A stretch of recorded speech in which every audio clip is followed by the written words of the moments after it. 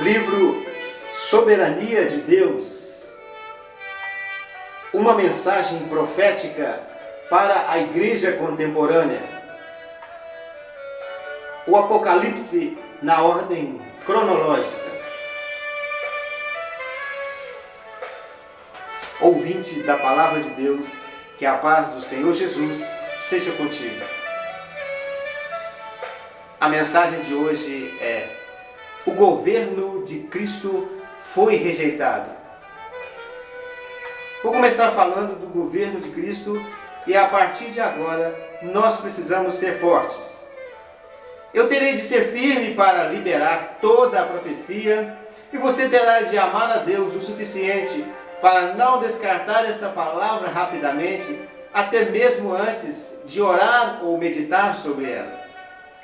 Porque tudo é muito fácil quando se fala de coisas boas. O profeta descreve sem qualquer receio e o leitor come tudo rapidamente, sem pedir que Deus confirme esta palavra.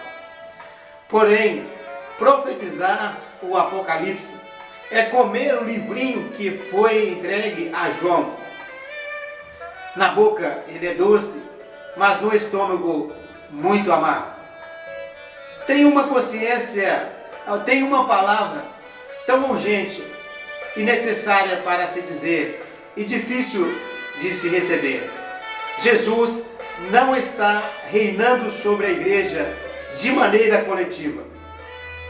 Em outras palavras, aquele corpo que tanto lemos na Bíblia e explicamos muitas coisas sobre ele, não está mais sob o governo direto de Cristo. Pela misericórdia de Deus, há sim um governo individual e vou explicar a respeito dele.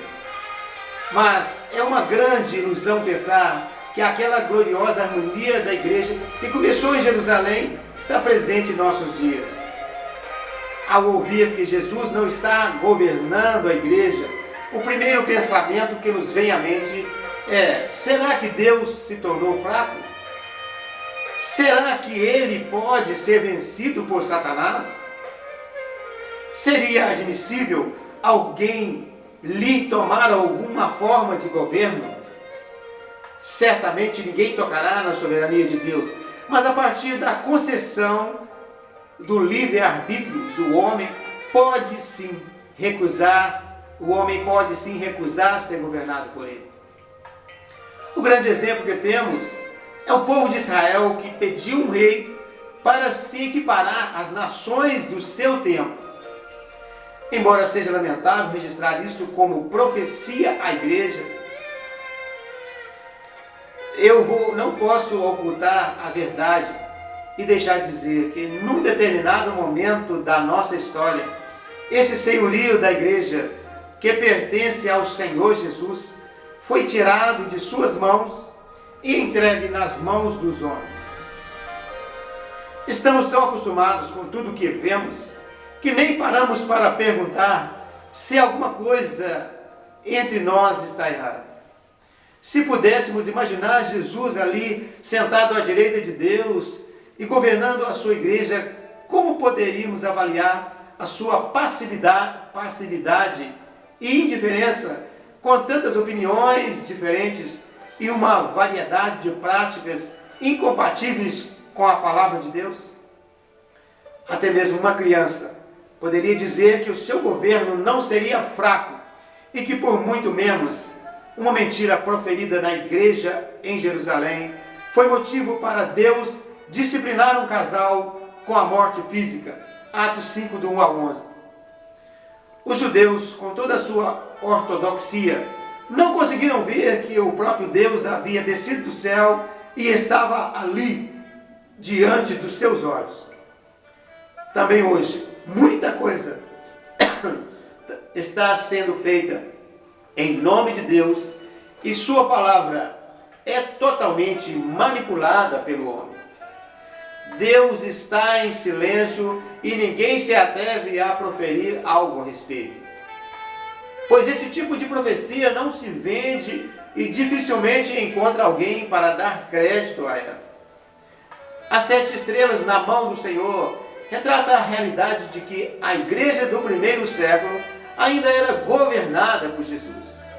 E a pobreza, que nem sequer é percebida hoje, indica que o nosso governo está na mão do homem.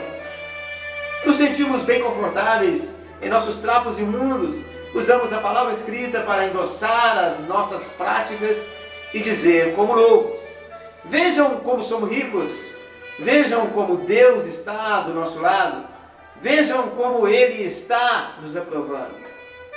Quando se fala em Apocalipse, lembramos logo dos selos, das trombetas e das taças. Mas e as 7 igrejas?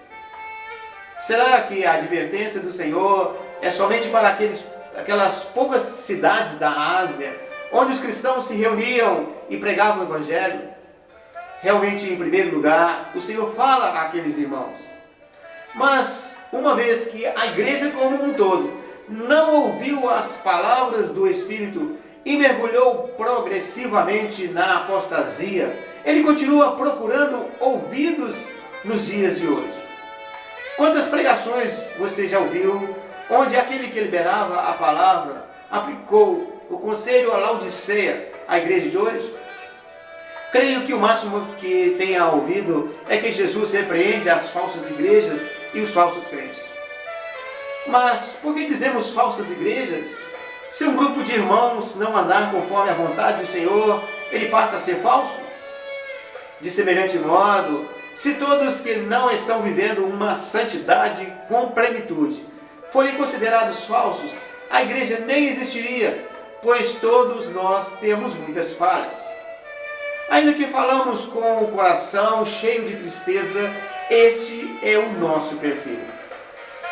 Uma igreja que a si mesma se declara profetiza, que tem nome de que vive, que diz estar rica e que não precisa de coisa alguma, que deixou de ser a expressão de Deus, que pratica o sistema nicolaíta, que ensina e seduz os servos a praticarem a prostituição e a comerem coisas sacrificadas a ídolos, que abandonou o seu primeiro amor, que está morta e está a ponto de ser vomitada da boca de Jesus, que é infeliz, miserável, pobre, cega e nua.